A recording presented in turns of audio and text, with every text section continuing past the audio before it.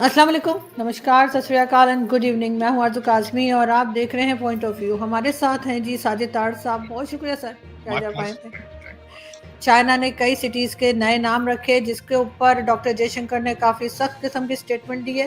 देखिए, आज सारे जो आरज़ू सारी दुनिया में कई नई-नई चीज़ें इस वक़्त सामने आ रही हैं, वो सारे डिस्कस करेंगे। जो डॉक्टर जयशंकर साहब ने राजकोट में गुजरात राजकोट के अंदर उन्होंने जो प्रेस प्रेस कॉन्फ्रेंस कर लें या इंटरेक्शन उसको कर लें, उनसे क्वेश्चन किया गया कि सिक्योरिटी काउंसिल की परमानेंट मेंबरशिप के बारे में आपका क्या ख्याल है? तो उन्होंने उसका जवाब दिया। बल्कि एक और चीज़ भी मैं बताना चाहूँगा कि कल परसों न्यूयॉर्क टाइम्स में मोदी जी के पिछले 10 सालों की परफॉर्मेंस के बारे में भी किया, उसके बारे में बात करेंगे। तो बात सबसे पहले तो यही करते हैं, डॉक्टर जयशंकर साहब ने बड़ी तफसील के साथ उसका जवाब दिया है। पिछले 3-4 दिनों से डॉक्टर जयशंकर जो है वो दुनिया की सारी की खबरों में है। दूसरा, मुझे जो आर्टिकल 2 पढ़ने की पिछले दिनों मुझे मौका मिला है।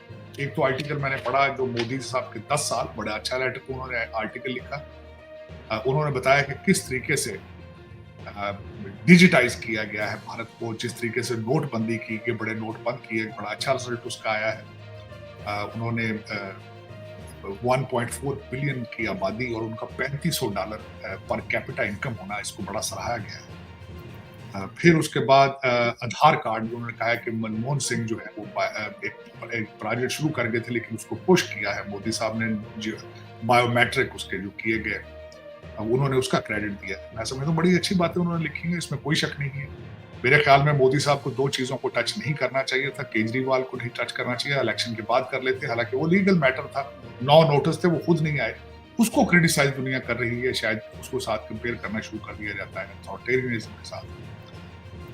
और फिर उसके बाद कांग्रेस के जो अकाउंट बंद किए गए हैं, ये भी जो इंटरनेशनल कम्युनिटी उसको समझती है कि शायद दिस इज़ रॉन्ग। मेरे ख्याल में मैं समझता हूँ ये दोनों चीज़ें, क्योंकि इस वक़्त अगर देखा जाए तो मोदी साहब की परफॉर्मेंस इतनी पिछले 10 साल की है, मैं समझता हूँ उनको ऐसी इससे इज्तनाब भी करते तो फिर भी उन्होंने बड़ी क्लियर मेजॉरिटी ले ली थी, इसमें कोई शक नहीं। इस पे कहूँगा गौतम अडवाणी, फिर लोग जो बातें जो खासकर करते हैं कि गौतम अडवाणी और अंबानी ग्रुप के बारे में, इसमें भी आर्टिकल में लिखा था और भी कई चीजें दूसरे मैंने अखबारात के अंदर पढ़ी हैं कि ट्रिकल डाउन इकॉनमी काम नहीं कर रही है।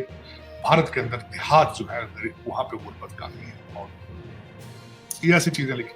फिर एक और आर्टिकल लिखा गया है इसी तरह न्यूयॉर्क टाइम्स के अंदर, भारत और वियतनाम को कंपेयर किया गया है। जो चाइना से लोग निकल के, चाइना से जो बिजनेस निकल के जाता है, उनकी सबसे पहली प्रेफरेंस होती है वियतनाम। उसमें उन्होंने कहा है कि खासकर जो चीजें उस आर्टिकल में लिखी गई हैं, 29 स्टेट्स हैं, 29 स्टेट्स हैं, उनके लॉज जो है हर स्टेट के डिफरेंट है। एक तो ये उन्होंने डिफिकल्टी कही है कि वियतनाम के अंदर ऐसा मसला है। दूसरा उन्होंने कहा, दूसरी जो उन्होंने जो सामने चीज लिखी उस आर्टिकल में कि रेट जो है लेबर का, जो लेबर वियतनाम की सस्ती है, भारत की लेबर से।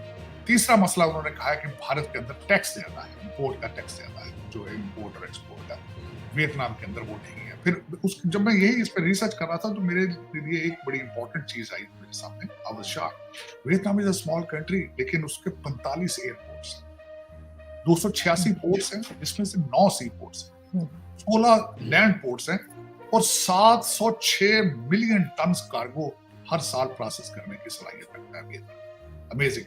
दूसरा, सोशलिस्ट पार्टी है, एक पार्टी है, उनको वहां पे अपोजिशन नहीं है, इस तरह की कोई चीज नहीं है, यूनियन है। जो अगर आप उनके साथ, सोशलिस्ट पार्टी के साथ आप फिट हैं, तो आपको किसी चीज की परेशानी